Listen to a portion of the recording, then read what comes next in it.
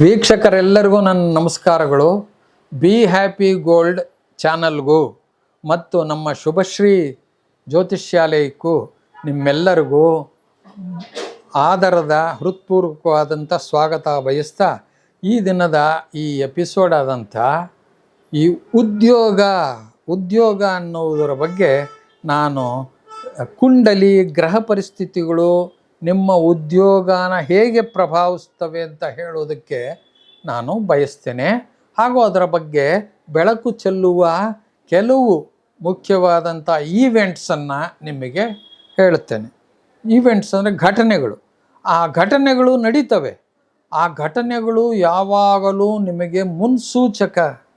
ಎಲ್ಲ ಘಟನೆಗಳು ನಮಗೆ ನಮ್ಮ ಮುಂದೆ ಏನಾಗುತ್ತೆ ಅಂತ ಈ ತೋರಿಸ್ತಾನೇ ಇರ್ತವೆ ಗ್ರಹಗಳು. ಆದರೆ ನಮಗದನ್ನು ರೀಡ್ ಮಾಡೋಕ್ಕೆ ಬರೋದಿಲ್ಲ. ನಾವು ರೀಡ್ ಮಾಡ್ಕೊಂಡ್ವಿ ಅಂದರೆ ಮುಂದೆ ಹಿಂಗಾಗೋ ಸಾಧ್ಯತೆ ಇದೆ ಅನ್ನೋ ಆಲೋಚನೆ ಹಿಂದೆಯೇ ನಿಮಗೆ ನಿಮ್ಮ ಮನಸ್ಸಿನಲ್ಲಿ ಚಿತ್ತದಲ್ಲಿ ಹೊಳೆಯುತ್ತದೆ. ಅದನ್ನು ನೀವು ರೂಢಿಸ್ಕೋಬೇಕು ಅಷ್ಟೇ. ನೀವು ಅದನ್ನು ಯೋಚನೆ ಮಾಡಿ, ಯಾಕೆಂದರೆ ಪ್ರತಿಯೊಬ್ಬನೂ ಪರಮಾತ್ಮನ ಸ್ವರೂಪ. ಅವನಿಗೆ ಹಿಂದಾಗೋದು ಮುಂದಾಗೋದು ಈಗ ಎಲ್ಲ ಗೊತ್ತಿರ್ತದೆ. ಆದರೆ ಅವನು ತನ್ನ ಸ್ವರೂಪನ ಮರೆತು ಬಿಟ್ಟು ನಾನೇ ಈ ದೇಹ ಅಂತ ತಿಳ್ಕೊಂಡು ಅಜ್ಞಾನದಲ್ಲಿರೋದ್ರಿಂದ ಅವನಿಗೆ ಅದು ಸಿಗ್ತಾ ಇಲ್ಲ. ಇರಲಿ, ಅದು ಸ್ಪಿರಿಚುವಲ್ ಸೈಡ್ ಆಯಿತು. ಈಗ ಉದ್ಯೋಗದ ಬಗ್ಗೆ ಹೇಳೋಣ. ಉದ್ಯೋಗ ಅಂತಕ್ಕಂಥದ್ದು ಚಾರ್ಟಲ್ಲಿ ಅಥವಾ ಕುಂಡಲಿಯಲ್ಲಿ 10th ಹೌಸ್ ಅಥವಾ 10ನೇ ಮನೆ ಅಂತ ಕರಿತೀವಿ. ಲಗ್ನದಿಂದ ಒಂದು ಕೇಂದ್ರ, ಅದು ಅತಿ ಪ್ರಬಲವಾದಂಥ ಕೇಂದ್ರ. ಲಗ್ನಾತ್ 10th ಹೌಸ್ 10ನೇ ಮನೆ. 10ನೇ ಮನೆಗಿಂತ ಪ್ರಬಲವಾದದ್ದು 7ನೇ ಕೇಂದ್ರ. 7ನೇ ಕೇಂದ್ರಕ್ಕಿಂತ ಪ್ರಬಲವಾದದ್ದು 4ನೇ ಕೇಂದ್ರ. ನೋಡಿ, 10ನೇ ಮನೆ ಲಗ್ನ ಕೇಂದ್ರ. ಲಗ್ನ ಕೇಂದ್ರಕ್ಕಿಂತ ಕಡಿಮೆ ಪ್ರಬಲವಾದ ಕೇಂದ್ರ 7ನೇ ಮನೆ.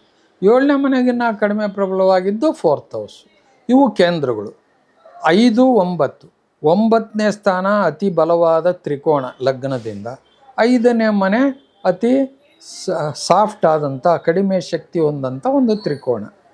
ಈ ಲಗ್ನಾಧಿಪತಿಗಳು ಅಥವಾ ಈ 4 ಮತ್ತು 7, 10ನೇ ಮನೆ ಅಧಿಪತಿಗಳೇನಾದರೂ ಈ 9ನೇ ಮನೆ ಆದಂಥ ಈ ಭಾಗ್ಯರಾಶಿ ಅಧಿಪತಿಯ ಜೊತೆಗೆ 5ನೇ ಮನೆ ಆದಂಥ ಈ ಪಂಚಮಾಧಿಪತಿ ಜೊತೆಗೆ ಸೇರಿದರೆ ರಾಜಯೋಗಗಳು ಕೊಡ್ತಾರೆ. ರಾಜಯೋಗಗಳು ಕೊಟ್ಟರೆ ಜಾತಕದಲ್ಲಿ ಅವನ ವೃತ್ತಿಗೆ ಅತಿ ಕಷ್ಟಪಟ್ಟು ಅವನ ಮೇಲೆ ಬರಲ್ಲ. ಅವನಿಗೆ ಸುಲಭವಾಗಿಯೇ ಕೆಲಸ ಲಭ್ಯ ಆಗುತ್ತೆ. ಆಮೇಲೆ ಅವನಿಗೆ ಒಳ್ಳೆಯ ಸಂಬಳ ಸಿಗುತ್ತೆ. ಆಮೇಲೆ ಅವನು ಕಡಿಮೆ ಕೆಲಸ ಮಾಡಿದ್ದು ಹೆಚ್ಚಿನ ಅಪ್ರಿಸಿಯೇಷನ್ ಸಿಗುತ್ತೆ. ನೋಡಿ, ಇವೆಲ್ಲ ಅವನು ಮಾಡಿದ ಪೂರ್ವ ಪುಣ್ಯ, ಹಿಂದಿನ ಜನ್ಮದಲ್ಲಿ ಮಾಡಿದ ಪುಣ್ಯದ ಮೇಲೆ ಅವಲಂಬನೆ ಆಗಿರುತ್ತೆ. ನೀವು ಯಾವತ್ತೂ ವೀಕ್ಷಕರೇ ತಿಳ್ಕೊಳ್ಳಿ, ನೀವು ಯಾವತ್ತೂ ಪಡೆದಿದ್ದನ್ನು ಉಣ್ಣೋದೇ ಹೊರತು ದುಡಿದಿದ್ದನ್ನು ಉಣ್ಣೋದು ಸುಳ್ಳು. ಅದಾಗಲ್ಲ. ನೀವು ಪಡೆದಿರಬೇಕು. ಹಿಂದಿನ ಜನ್ಮದಲ್ಲಿ ನೀವು ಕಷ್ಟಪಟ್ಟು ಪುಣ್ಯ ಸಂಪಾದನೆ ಮಾಡಿದ್ರೇ ಈಗಿನ ಜನ್ಮದಲ್ಲಿ ನಿಮ್ಗೆ ಒಳ್ಳೆಯ ಫಲಗಳು ಬರೋದು.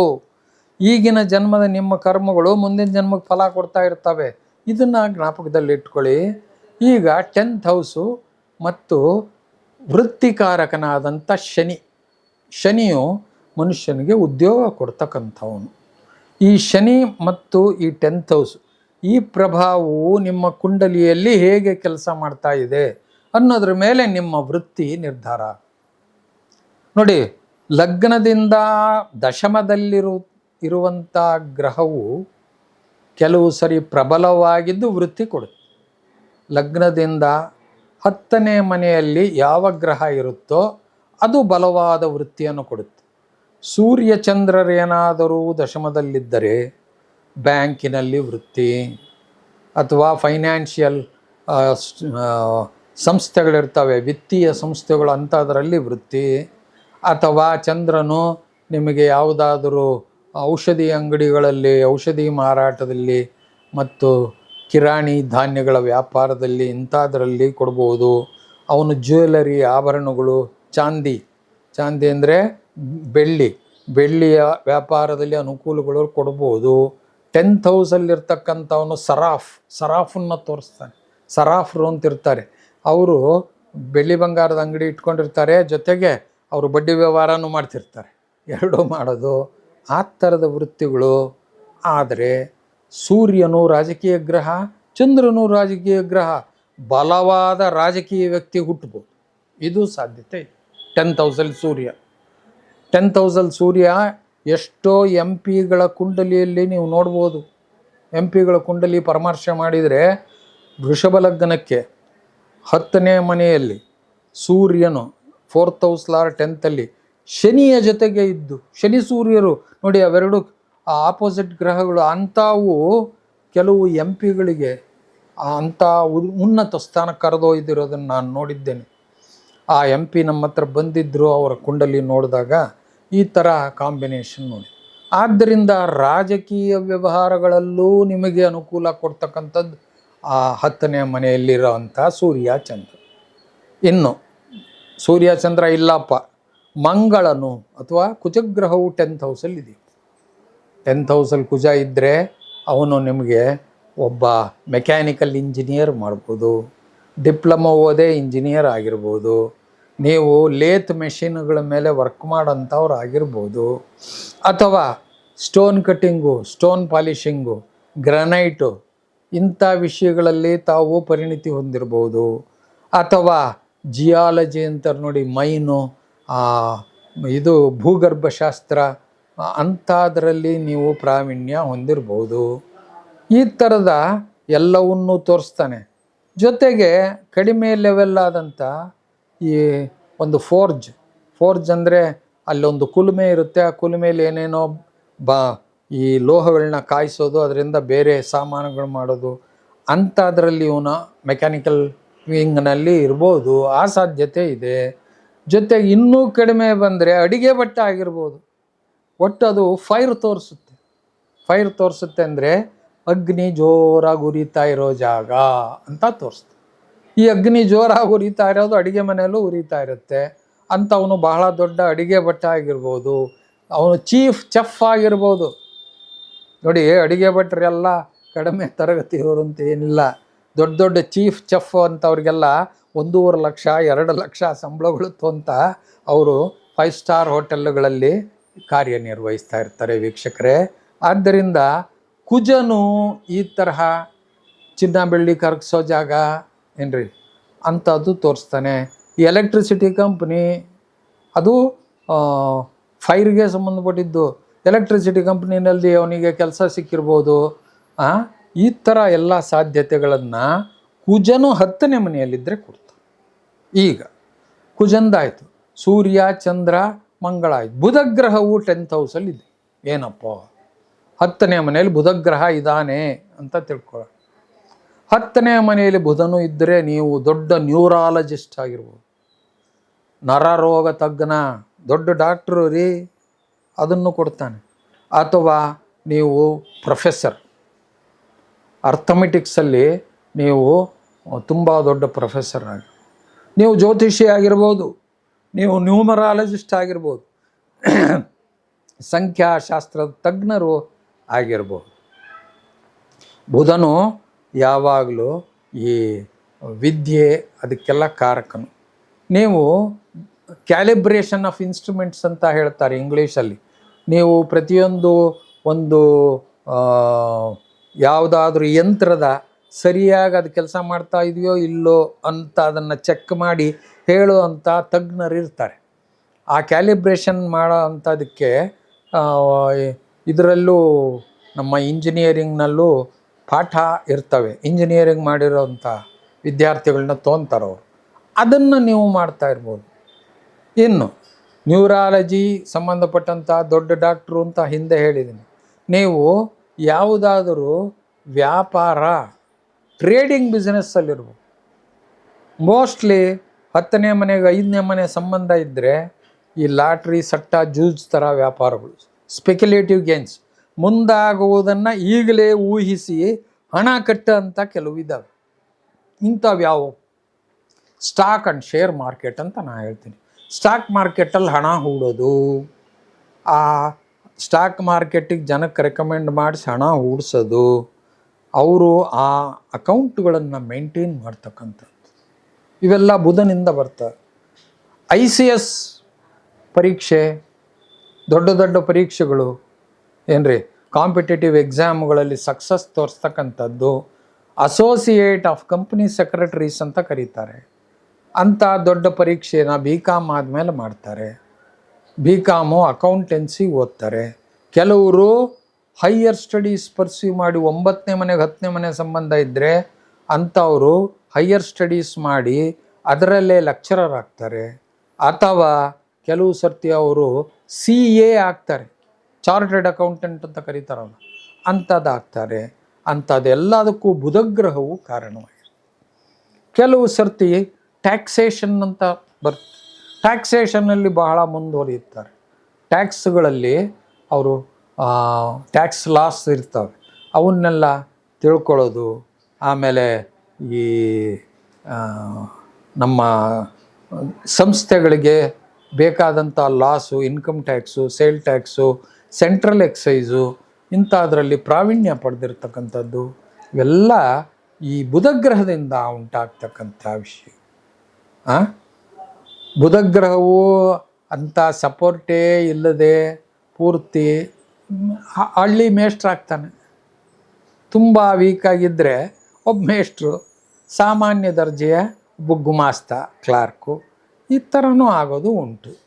ಆದರೆ ಈ ವೈಡ್ ರೇಂಜ್ ಏನಿದೆ, ಏನು ನಾನು ಹೇಳೋದು, ಅತಿ ಕಡಿಮೆ ತರಗತಿಯಿಂದ ಅತಿ ಉಚ್ಚ ತರಗತಿವರೆಗೆ ಈ ಹೋಗ್ತಾನೆ ಅಥವಾ ಹೋಗಲ್ಲ, ಹೋಗಕ್ಕೆ ಚಾನ್ಸ್ ಇದೆ ಅಂತ ನೀವು ತಿಳ್ಕೊಬೇಕಾದ್ರೆ ನೀವು ಜಾತಕ ಪರಿಶೀಲನೆ ಮಾಡಿಸಿ.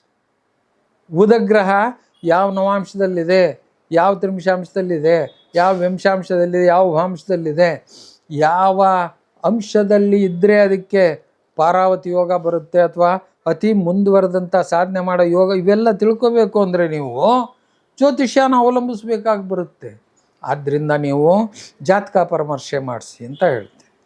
ಇನ್ನು ಬುಧಂದಾದಮೇಲೆ ಗುರುವು 10th ಹೌಸಲ್ಲಿದ್ದ ಏನು ಕೊಡ್ತಾನೆ? ಈಗ ನೋಡಿ, ಗುರುವು ಅತಿ ಮೋಸ್ಟ್ ಬೆನಿಫಿಷಿಯಲ್ ಪ್ಲಾನೆಟ್, 10ನೇ ಮನೇಲಿರ್ತಾನೆ. ಇವನು ಹುಟ್ಟುತ್ತಾನೆ ಸಾಹುಕಾರ ರೀ, ಏನೋ ಬಾರನ್ ವಿತ್ ಸಿಲ್ವರ್ ಸ್ಪೂನ್ ಅಂತಾರೆ. ಇವ್ರ ಅಪ್ಪನೂ ಸಾಹುಕಾರನೇ, ಇವನು ಸಾಹುಕಾರನೇ, ಹುಟ್ಟುತ್ತಾನೆ ಅನುಕೂಲವಾಗಿ ಹುಟ್ಟುತ್ತಾನೆ. ಆದ್ದರಿಂದ ಚೆನ್ನಾಗಿ ಹಣ ಇರ್ತದೆ ಮೊದಲನೇದಾಗಿ. ಆಮೇಲೆ ಚೆನ್ನಾಗಿ ಹಣ ಇರೋನು ಏನು ಮಾಡಿದರೂ ನಡೀತದೆ ಈ ಪ್ರಪಂಚದಲ್ಲಿ. ಅವನು ಯಾವ ಬಿಸ್ನೆಸ್ ಮಾಡಿದ್ರೂ ಅವನಿಗೆಲ್ಲ ಲಾಸ್ ತಡ್ಕೊಳ್ಳೋದು ಶಕ್ತಿನೂ ಇರ್ತದೆ, ಮತ್ತು ಬಿಸ್ನೆಸ್ಸಿಗೆ ದುಡ್ಡು ಹಾಕಿ ಅದನ್ನು ಇಂಪ್ರೂವ್ ಮಾಡೋ ಶಕ್ತಿನೂ ಇರ್ತದೆ. ಸಾಮಾನ್ಯವಾಗಿ ಗುರುವು 10th ಹೌಸಲ್ಲಿದ್ದರೆ ದೊಡ್ಡ ದೊಡ್ಡ IFS ಅಧಿಕಾರಿಗಳು, ಇಂಡಿಯನ್ ಫಾರಿನ್ ಸರ್ವಿಸ್ ಡಿಪ್ಲೊಮ್ಯಾಟ್ಸ್ ಅಂತ ಕರೀತಾರೆ. ಅವರು ರಾಜಕೀಯ ಮುತ್ಸದ್ದಿಗಳು. ಆ ಮತ್ಸದ್ದಿಗಳು ಏನು ಮಾಡ್ತಾರೆ, ಈ ದೇಶದಿಂದ ಬೇರೆ ದೇಶಕ್ಕೆ ಮಾತಾಡ್ತಿರ್ತಾರೆ. ಈಗ ಜೈಶಂಕರ್ ಅವರು ಇದ್ದಾರೆ ನಮ್ಮಲ್ಲಿ. ಆ ಥರ ಮತ್ಸದ್ದಿಗಳನ್ನು IFSಗೆ ಈ ಗುರುವು ಕಾರಕನು. ಗುರುವು ಅತಿ ಪಯಸ್ ಲೈಫ್, ಒಬ್ಬ ಪೂಜಾರಿಗೂ ಕಾರಕನು. ನೋಡಿ, ಅತಿ ಶುದ್ಧ ಜೀವನ ಮಾಡ್ತಕ್ಕಂಥ, ಎಲ್ಲ ಅನುಷ್ಠಾನಗಳನ್ನ ಇಟ್ಕೊಂಡಿರ್ತಕ್ಕಂಥ, ಸನಾತನ ಸಂಪ್ರದಾಯನ ಫಾಲೋ ಮಾಡ್ತಕ್ಕಂಥ ವ್ಯಕ್ತಿ ಇದ್ದಾನೆ ಅಂದರೆ ಅದು ಗುರುಗ್ರಹದ ಪ್ರಭಾವ. ಗುರು ಅವನಿಗೆ ಆ ಥರ ಬುದ್ಧಿ ಕೊಡ್ತಾನೆ. ಬುದ್ಧಿಯಿಂದ ಯಾಕಾಗುತ್ತೆ ಅಂದರೆ ಬುದ್ಧಿಂ ಕರ್ಮಾನುಸಾರಿಣಿ. ನೀವೇನು ಕರ್ಮ ಹಿಂದೆ ಮಾಡಿರ್ತೀರಾ ಅದಕ್ಕೆ ಅನುಗುಣವಾಗಿಯೇ ಬುದ್ಧಿ ನಿಮಗೆ ಪ್ರಚೋದನೆ ಆಗಿ ಈ ಜನ್ಮದಲ್ಲಿ ನೀವು ಮಾಡೋ ಒಂದೊಂದು ಕೆಲಸನೂ ಅದರಿಂದ ಆಗೋದು. ಬುದ್ಧಿಂ ಕರ್ಮಾನುಸಾರಿಣಿ ಅಭ್ಯಾಸಾನುಸಾರಿಣಿ ವಿದ್ಯಾ. ನೀವು ಹೆಂಗೆ ಅಭ್ಯಾಸ ಮಾಡ್ತೀರೋ ಹಂಗೆ ವಿದ್ಯೆ ಬರುತ್ತೆ. ಬುದ್ಧಿಂ ಕರ್ಮಾನುಸಾರಿಣಿ ಕಾಳಿದಾಸರು ಹೇಳಿದ್ದಾರೆ. ಈ ವಿಷಯ ಬಹಳ ಮುಖ್ಯವಾದದ್ದು. ಈ ಬುದ್ಧಿ ನಿಮಗೆ ಸನ್ಮಾರ್ಗದಲ್ಲಿ ಪ್ರಚೋದನೆ ಆಗಬೇಕು ಅಂದರೆ ಗುರುಗ್ರಹ ಬೇಕೇ ಬೇಕು. ಆ ಗುರುವಿನ ಅನುಗ್ರಹ ನಿಮಗೆ ಬೇಕೇ ಬೇಕು. ನೀವು ಯಾವುದೋ ಜನ್ಮದಲ್ಲಿ ಗುರುವಿನ ಅನುಗ್ರಹ ಪಡೆದಿದ್ದು ಈ ಜನ್ಮದಲ್ಲಿ ಅದು ಆಪರೇಟ್ ಆಗಕ್ಕೆ ಶುರುವಾಗಿದ್ದರೆ ಮಾತ್ರ ನೀವು ಅತಿ ವಯಸ್ಸಾದಂಥ ಲೈಫು, ಅತಿ ನಿಮಗೆ ಸನಾತನ ಧರ್ಮಕ್ಕೆ ಸಂಬಂಧಪಟ್ಟಂಥ ಒಂದು ಜೀವನನೋ. ಕೆಲವರು ಜೀವನ ಹೇಗೆ ಮಾಡ್ತಾರೆ ಅಂದರೆ, ಅವ್ರು ಗೌರ್ಮೆಂಟ್ ಕೆಲಸ ₹1 ಸಂಬಳ ಅಲ್ಲ, ಅವ್ರು ₹1 ಲಂಚ ಹೊಡೆಯಲ್ಲ. ಯಾಕೆ? ಎಲ್ಲರೂ ಲಂಚ ಹೊಡ್ಕೊತಾರೆ. ಆದರೆ ಇವನು ಮಾತ್ರ ಏನು ಮಾಡಿದರೂ ಲಂಚದ ದುಡ್ಡು ನಾನು ಮುಟ್ಟಲ್ಲ ಅಂತ ಪ್ರತಿಜ್ಞೆ ಮಾಡಿರ್ತಾನೆ. ಅಂಥ ವ್ಯಕ್ತಿಗಳಿರ್ತಾರೆ. ಅಂಥವ್ರು ಲೋಕಾಯುಕ್ತ ಆಗ್ತಾರೆ. ನಿಮಗೆ ಗೊತ್ತು ಯಾವ ಲೋಕಾಯುಕ್ತ ಆಗಿದ್ದಾರೆ ಅಂತ. ಅಂಥವರೆಲ್ಲ ಆ ಗುರುವಿನ ಅನುಗ್ರಹದಿಂದ ಆಗೋವಂಥವ್ರು. ಚಾಣಕ್ಯನಂಥ ದೊಡ್ಡ ದೊಡ್ಡ ಗುರುಗಳು ಆ ಗುರುವಿನ ಅನುಗ್ರಹದಿಂದ ಆಗ್ತಕ್ಕಂಥವ್ರು. ನಿಮಗೆ ಪಾಠ ಹೇಳ್ಕೊಟ್ಟಂಥ ಮೇಷ್ಟ್ರು ಆ ಗುರುವಿನ ಅನುಗ್ರಹದಿಂದ ಆಗಿರೋರೆ, ಒಳ್ಳೆಯ ವಿದ್ಯೆ ಹೇಳ್ಕೊಟ್ಟಿರೋರು, ದುಷ್ಟಬೋಧನೆ ಮಾಡತಕ್ಕಂಥವ್ರಲ್ಲ.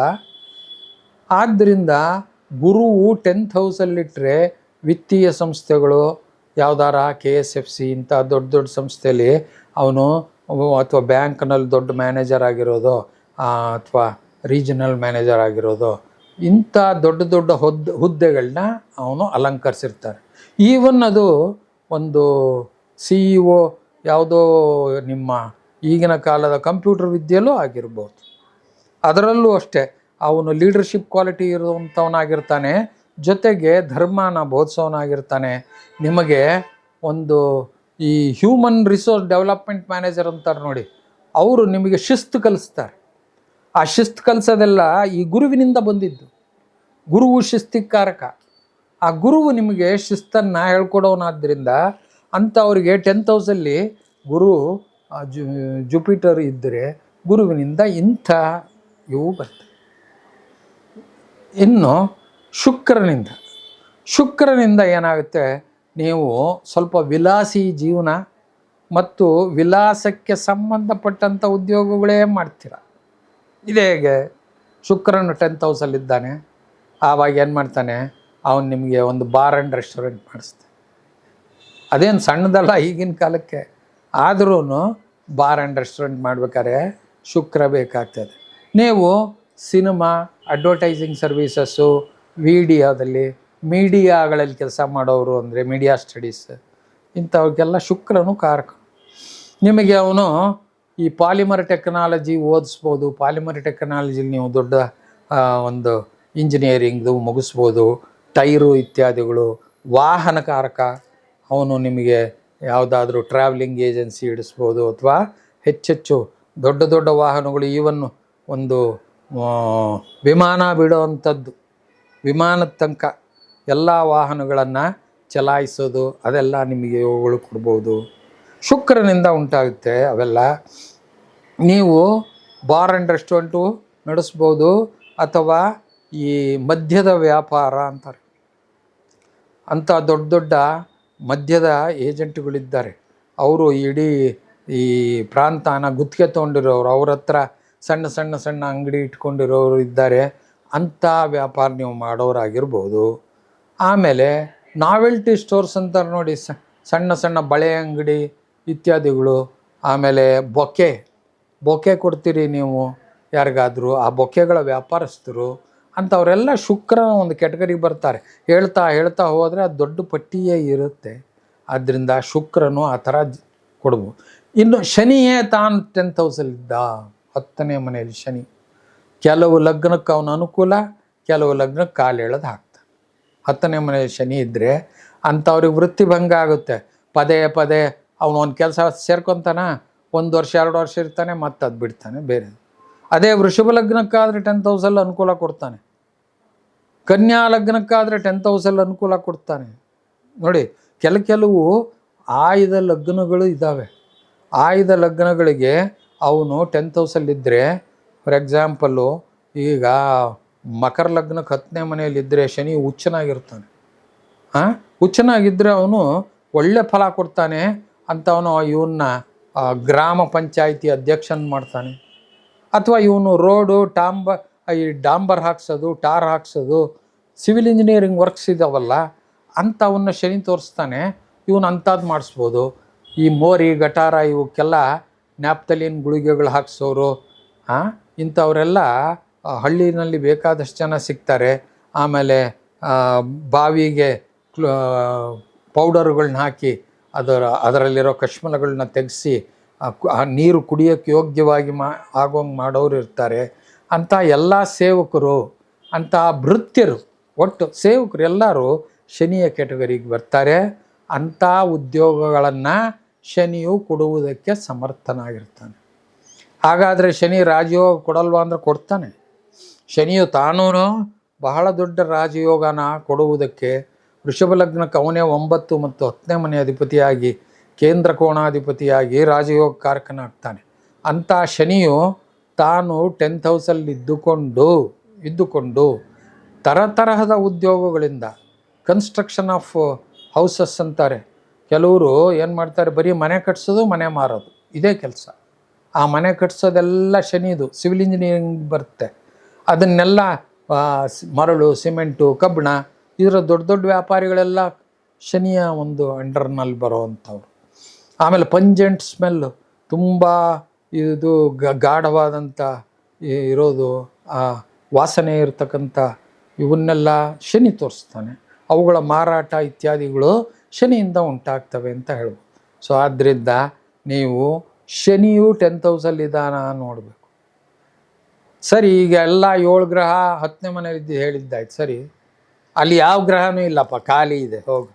ನಂದು 10th ಹೌಸ್ ಖಾಲಿ ಇದೆ ಸರ್, ಏನು ನೋಡಬೇಕು?